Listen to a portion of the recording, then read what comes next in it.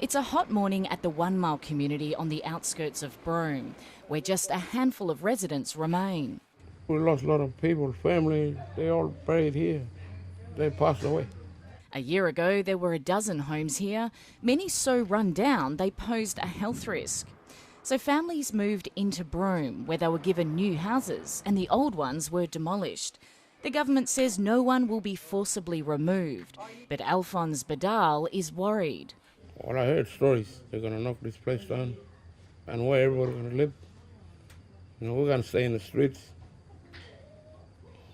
We've got nowhere to go. 1 Mile is one of 37 town-based reserves in Western Australia, relics of past segregation policies. They were created for a number of reasons, of course. One was, in the first instance, to exclude Aboriginal people from mainstream society outside of the town boundaries as they were.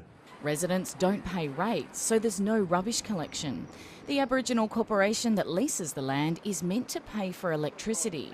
But Horizon Power figures show communities in WA's north owe $1.5 million in unpaid bills.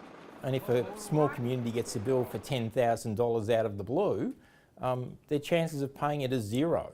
So improving metering, individual meters on houses, maybe prepayment meters on houses, these things will stop that sort of situation occurring.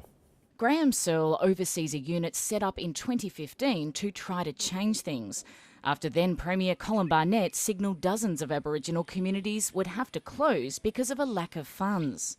That's no longer happening, but the unit has now completed the most thorough audit of Aboriginal communities ever done in WA.